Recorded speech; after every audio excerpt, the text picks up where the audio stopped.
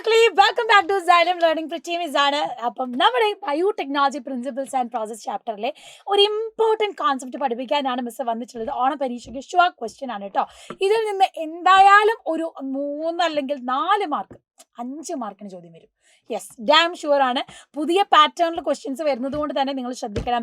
Assertion type ഉണ്ട്, multiple choice questions വരാം. അതുപോലെ തന്നെ ഒരു കോൺസെപ്റ്റ് തന്നിട്ട് നിങ്ങളോട് ചിന്തിച്ച് നിങ്ങൾ കുറച്ചുകൂടെ ആലോചിച്ച് ചെയ്യേണ്ട രീതിയിലുള്ള റീസണിങ് ടൈപ്പ് ക്വസ്റ്റ്യൻസ് ഒക്കെ വരാം. അതുകൊണ്ട് നിസ്സാരനല്ല നമ്മുടെ ഈ ഓണപ്പരീക്ഷ എന്ന് പറയുന്നത്. നല്ല രീതിയിൽ കോൺസെപ്റ്റ് മനസ്സിലാക്കി തന്നെ പഠിക്കണം. കഴിഞ്ഞ വർഷം തന്നെ നിങ്ങൾ പല ഫിസിക്സ് കാര്യങ്ങൾ, അതുപോലെ തന്നെ മാത്സ് എക്സാം ഒക്കെ നിങ്ങളെ വല്ലാണ്ട് കുഴപ്പിച്ചതാണ്. പ്ലസ് ടുവിൽ എത്തുമ്പോൾ നിങ്ങളെ കുഴപ്പിക്കാൻ വരുന്ന മറ്റൊരു ചാപ്റ്റർ അല്ലെങ്കിൽ മറ്റൊരു സബ്ജക്റ്റാണ് ബയോളജി എന്ന് പറയുന്നത്. സോ ബോട്ടണിയിൽ അങ്ങനെ ഒരു കുഴപ്പം നമുക്ക് പറ്റാൻ പാടില്ല. നമ്മളെ കുഴപ്പിക്കാൻ നോക്കിയാലും നമ്മൾ നിന്ന് കൊടുക്കാൻ പാടില്ല. അതുകൊണ്ട് ഈ വീഡിയോ കംപ്ലീറ്റ് ആയിട്ട് കാണാൻ ഫ്രണ്ട്സിന് ഷെയർ ചെയ്ത് കൊടുക്കാനും മറക്കണ്ട. സോ ബയോടെക്നോളജി പ്രിൻസിപ്പിൾസ് ആൻഡ് പ്രോസസ്സിലെ ഏറ്റവും ഇമ്പോർട്ടൻ്റ് ആണ് tools of recombinant DNA. Recombinant DNA technology നടക്കുന്ന സമയത്ത് അല്ലെങ്കിൽ RDNA ടെക്നോളജി ചെയ്യുമ്പോൾ എന്തൊക്കെ ടൂൾസ് ആണ് അവിടെ ആവശ്യം എന്നുള്ളതാണ്. ഒന്നാമത്തേത് റെസ്ട്രിക്ഷൻ എൻസൈംസ് ആണ്. എന്തിനാ മക്കളെ റെസ്ട്രിക്ഷൻ എൻസൈം എന്ന് നിങ്ങൾക്കറിയാം. നമുക്ക് നമുക്ക് വേണ്ട ജീനുകളെ കട്ട് ചെയ്തെടുക്കാൻ വേണ്ടിയിട്ടാണ് നമ്മൾ റെസ്ട്രിക്ഷൻ എൻസൈംസ് എടുക്കുന്നത്. രണ്ടാമത്തേത് DNA ലിഗേസ് ആണ്. എൻസൈമുകളെ കട്ട് ചെയ്തതിനെ കൂട്ടിയോജിപ്പിക്കാൻ മോളിക്കുലർ ഗ്ലൂ ആയിട്ട് ആക്ട് ചെയ്യുന്നതാണ് DNA ലിഗേസ്. മൂന്നാമത്തേത് പോളിമറൈസ് എൻസൈം എന്നാണ് നമ്മൾ പറയുന്നത്. ഇതൊക്കെ ഡീറ്റെയിൽ ആയിട്ട് തന്നെ മിസ് പറയാണ്. കംപ്ലീറ്റ് റെപ്ലിക്കേഷന് വേണ്ടിയിട്ട് നമ്മളെ ഹെൽപ്പ് ചെയ്യുന്നതാണ് പോളിമറൈസ് എൻസൈം. പിന്നെ ഈ തന്നിട്ടുള്ള ജീനിനെ നമുക്ക് ഒരിടത്തേക്ക് ട്രാൻസ്ഫർ ചെയ്യണമെങ്കിൽ വി യൂസ് വെക്ടേഴ്സ് അല്ലേ. പിന്നെ ഇത് കൊണ്ടുവന്ന് നമ്മൾ ട്രീറ്റ് ചെയ്യുന്നത് എവിടെയാണ്? ഹോസ്റ്റ് ഓർഗാനിസത്തിലേക്കാണ്. അപ്പോൾ ആദ്യം തന്നെ റെസ്ട്രിക്ഷൻ എൻസൈംസ് നോക്കാം.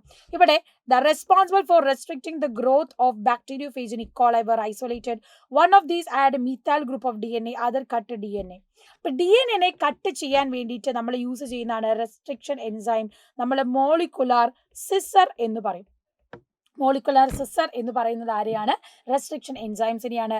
ഏകദേശം 900-ലധികം റെസ്ട്രിക്ഷൻ എൻസൈംസ് ഇപ്പോൾ കണ്ടെത്തിയിട്ടുണ്ട്. 2 ടൈപ്പായിട്ടാണ് നമ്മൾ പറയുന്നത്. വൺ ഈസ് എക്സോന്യൂക്ലിയേസസ്, രണ്ടാമത്തേത് endonucleases. Exonucleases remove the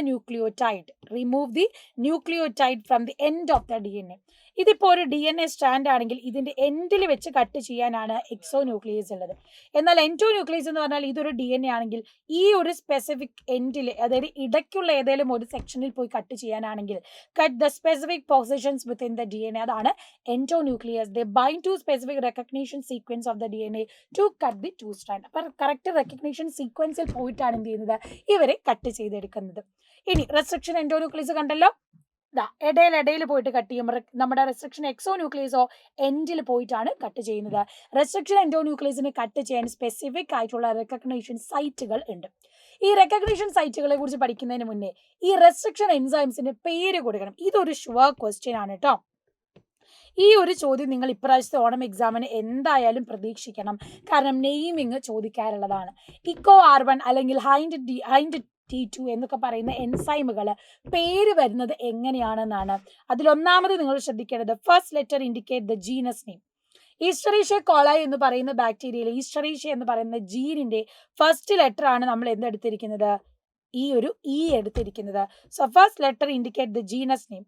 2 letter indicate species of the prokaryotic cell. Escherichia coli ആണെങ്കിൽ CO എന്ന് പറയുന്നത് അതിന്റെ സ്പീഷീസ് നെയിമിന്റെ ആദ്യത്തെ 2 ലെറ്റർ ആണ്. R എന്ന് പറയുന്നത് എന്താണ്? The strain from there taken. ഏത് ബാക്ടീരിയൽ സ്ട്രെയിനിൽ നിന്നാണ് അത് എടുത്തത്, അതാണ് R റെപ്രസെന്റ് ചെയ്യുന്നത്.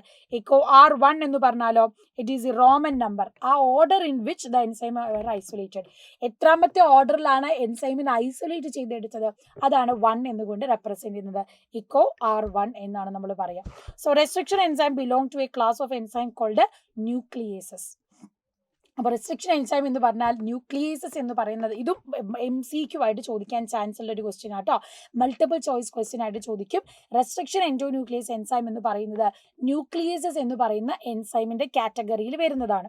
ക്ലാസ് ഓഫ് എൻസൈം ചോദിച്ചാൽ ന്യൂക്ലിയേസസ് എന്ന് എഴുതുക. എക്സോന്യൂക്ലിയസ് എൻഡിൽ കട്ട് ചെയ്യും, എൻഡോന്യൂക്ലിയസ് സ്പെസിഫിക് പൊസിഷനിൽ കട്ട് ചെയ്യും. ഈ ചിത്രം കൂടെ നിങ്ങളൊന്ന് നോട്ട് ചെയ്ത് വെക്കണം. കാരണം ഇത് കണ്ടോ, ഇത് വെക്ടർ DNA ആണ്, ഇത് ഫോറിൻ DNA ആണ്. അപ്പൊ വെക്ടർ DNAന്റെ സ്റ്റിക്കി എൻഡിൽ ഇതുപോലെ കട്ട് ചെയ്യും. സ്റ്റിക്കി എൻഡ് ഇവിടെ ഫോറിൻ DNA ഇങ്ങനെയാണ് കട്ട് ചെയ്യുന്നത്.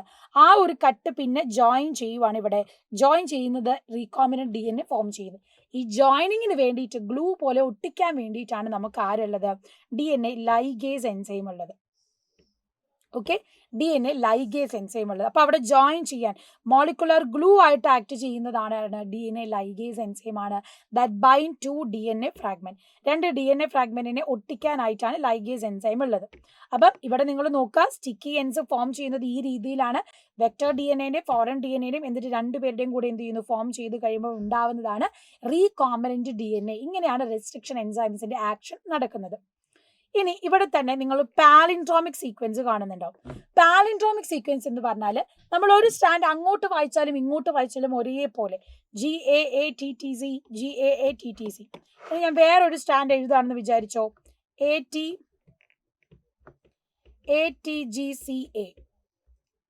TGCAT. അപ്പൊ ATGCA എന്ന് വരുന്നുണ്ടോ താഴെ? ഇല്ല. അപ്പൊ ഇതൊരു പാലിൻഡ്രോമിക് സീക്വൻസ് അല്ല. എന്നാൽ ഇവിടെയോ GAATTC കറക്റ്റ് അങ്ങോട്ടും ഇങ്ങോട്ടും വായിക്കുമ്പോൾ ഒരേപോലെ വരുന്നതിനെയാണ് പാലിൻഡ്രോമിക് സീക്വൻസസ് എന്ന് നമ്മൾ പറയുന്നത് കേട്ടോ. DNA ലൈഗേഴ്സ് ഇതുപോലെ എൻസൈം വന്ന് ചേർന്ന് എന്ത് ചെയ്യുന്നു, ഇവരെ കൂട്ടി യോജിപ്പിക്കുന്നു. ഈ ഗ്ലൂ ആണ് DNA ലൈഗേസ് എന്ന് പറയുന്നത്. മൂന്നാമത്തേത് DNA പോളിമറൈസ് എൻസൈം ആണ്. Enzyme which helps in the replication of DNA. ഒരു DNA മൾട്ടിപ്ലൈ ചെയ്ത് ആ DNA ഫ്രാഗ്മെന്റിനെ സ്പ്ലിറ്റ് ചെയ്ത് അതിൽ നിന്ന് വീണ്ടും ഇരട്ടിപ്പിക്കാൻ വേണ്ടിയിട്ട് ഉപയോഗിക്കുന്ന എൻസൈമാണ് DNA polymerise enzyme which helps in the replication of DNA. ഇതും നമ്മുടെ എൻസൈമിന്റെ വലിയൊരു ടൂളാണ്. അപ്പോൾ ഇവിടെ ഒരു പ്രൈമേസ് എൻസൈം ഒക്കെ വന്ന് ഈ പോളിമറൈസ് എൻസൈം വന്ന് ചേർന്നിട്ടാണ് എന്ത് ചെയ്യുന്നത്, ഇതിൽ നിന്നും പുതിയ സ്റ്റാൻഡിനെ കൺസ്ട്രക്ട് ചെയ്തെടുക്കുന്നത്. ഓക്കെ, ഇനി what are cloning vector? Cloning vector എന്ന് പറയുന്നതും നമ്മുടെ ഒരു പ്രധാനപ്പെട്ട ടൂളാണ്. കാരണം ഈ വെക്ടർ വഴിയെ നമുക്ക് എന്ത് ചെയ്യാൻ പറ്റൂ, നമ്മുടെ ഈ ജീനിനെ ട്രാൻസ്ഫർ ചെയ്ത് ഹോസ്റ്റിലേക്ക് കൊണ്ടുവരാൻ പറ്റും. അപ്പോൾ ക്ലോണിംഗ് വെക്ടർ എന്ന് പറയുമ്പോൾ അതിനൊരു ഒറിജിൻ ഓഫ് റെപ്ലിക്കേഷൻ സൈറ്റ് വേണം, സെലക്ടബിൾ മാർക്കർ വേണം. റെപ്ലിക്കേഷൻ സ്റ്റാർട്ട് ചെയ്യാനാണ് origin of replication. Selectable marker എന്തിനാന്ന് വെച്ചാൽ അവർ ഏതൊക്കെയാണ് ട്രാൻസ്ഫോമൻസ്, ഏതൊക്കെയാണ് നോൺ ട്രാൻസ്ഫോമൻസ് എന്ന് നമുക്ക് ഐഡന്റിഫൈ ചെയ്യണം. അതിന് വേണ്ടിയിട്ടാണ് സെലക്ടബിൾ മാർക്കർ ഉള്ളത്. പിന്നെ ഡിഫറെൻറ്റ് ക്ലോണിംഗ് സൈറ്റുകളുമുണ്ട്. BAMH1 അതുപോലെ തന്നെ HIND3 എന്നൊക്കെ പറയുന്ന ഇത് കണ്ടില്ലേ, ഓരോരോ ക്ലോണിംഗ് സൈറ്റുകളുണ്ട്. ആ സൈറ്റിലേക്കാണ് നമ്മൾ ഈ ജീനിനെ ഇൻട്രൊഡ്യൂസ് ചെയ്ത് കൊടുക്കുന്നത്. അപ്പോൾ ജനറൽ ആയിട്ട് നമ്മൾ യൂസ് ചെയ്യുന്ന ഒരെണ്ണമാണ് PBR322 എന്ന് പറയുന്നത്. ഈ ഡയഗ്രത്തിൽ നിന്നും ക്വസ്റ്റ്യൻ വരുന്നതാണ്. അപ്പോൾ ഓരോ ഭാഗവും മനസ്സിലാക്കി വെക്കുക. BAMH1 tetracycline resistant gene അടങ്ങിയിട്ടുള്ളത്. പിന്നെ ലാസ്റ്റ് വൺ ആണ് നമ്മുടെ ഹോസ്റ്റ്. ഹോസ്റ്റ് എന്ന് പറയുമ്പോൾ DNA എന്ന് പറയുന്ന ഒരു ഹൈഡ്രോഫിലിക് മോളിക്യൂളാണ്. So it cannot pass through cell membrane or bacteria. അപ്പോൾ ഡയറക്റ്റ് ആയിട്ട് പാസ് ചെയ്യാൻ പറ്റത്തില്ല. So it avoid this problem bacterial cells are treated with specific concentration of divalent cation. So DNA enter the bacterium through pores in the cell wall. അപ്പോൾ divalent കാറ്റയോണുമായിട്ട് നമ്മൾ treat ചെയ്തിട്ട് cell വോളിൻ്റെ പോഴ്സിലൂടെയാണ് ഇവരെ കടത്തി വിടുന്നത്. അതല്ലെങ്കിൽ നമുക്ക് മെത്തേഡ് വെക്ടർലെസ് മെത്തേഡ്സ് ഉണ്ട്. അതാണ് micro injection, biolistics, disarmed pathogen. അപ്പോൾ DNA-യിലേക്ക് നമ്മൾ എന്ത് ചെയ്യുന്നു, വെക്ടർലെസ് ആയിട്ട് ഉള്ള ജീൻ ട്രാൻസ്ഫറിനുള്ള മെത്തേഡ്സ് ആണ് micro injection, biolistics, disarmed pathogen vector. Micro injection എന്ന് പറഞ്ഞാൽ സിമ്പിൾ ആണ്. റീകോംബിനന്റ് DNA-നെ നമ്മൾ എന്ത് ചെയ്യുന്നു, ഡയറക്റ്റ് ആയിട്ട് ആനിമൽ സെല്ലിന്റെ ന്യൂക്ലിയസിലേക്ക് ഇഞ്ചക്ട് ചെയ്ത് വെക്കുന്നു. അതാണ് മൈക്രോ ഇഞ്ചക്ഷൻ. ബയോളിസ്റ്റിക്സ് എന്ന് പറഞ്ഞാൽ ഒരു ജീൻ കണ്ട് ഒരു ഹൈ വെലോസിറ്റി ഉള്ള മൈക്രോ പാർട്ടിക്കിൾ ആയിട്ടുള്ള നമ്മളിപ്പോൾ ഒരു ഗോൾഡോ ടങ്സ്റ്റോ ഒക്കെ എടുക്കുകയാണെങ്കിൽ അതിൽ DNA-നെ കോട്ട് ചെയ്ത് വെച്ചിട്ട് അത് വെച്ചിട്ട് നമ്മൾ എന്ത് ചെയ്യുന്നു, ബോംബാർഡ് ചെയ്യുന്നു. അതാണ് ജീൻ ഗൺ എന്ന് പറയുന്നത്. മൂന്നാമത്തേത് ഒരു പാത്തജൻ നമ്മൾ എടുക്കുന്നു, അതിൻ്റെ പാത്തോജനിസിറ്റി ഒഴിവാക്കി ഡിസാംഡ് പാത്തജൻ യൂസ് ചെയ്തിട്ട് നമ്മൾ അതിനെ എന്ത് ചെയ്യാണ്, കടത്തി വിടുകയാണ്. അതാണ് ഡിസാംഡ് പാത്തജൻ വെക്ടർ എന്ന് പറയുന്നത്. സോ ഇങ്ങനെ നമുക്ക് എന്ത് ചെയ്യാം, ഹോസ്റ്റിലേക്ക് സാധനങ്ങളെ കടത്തിവിടാം. സോ ഇത് ഇമ്പോർട്ടൻ്റ് ആണ്. ഞാൻ പറഞ്ഞ പോലെ തന്നെ 5 മുതൽ 7 മാർക്ക് വരെ ക്വസ്റ്റ്യൻസ് ഈ ഒരു ഭാഗത്ത് നിന്ന് പ്രതീക്ഷിക്കാം. സോ അത് പക്ക ആയിട്ട് തന്നെ പഠിച്ചു വെച്ചു. See you soon. Bye bye.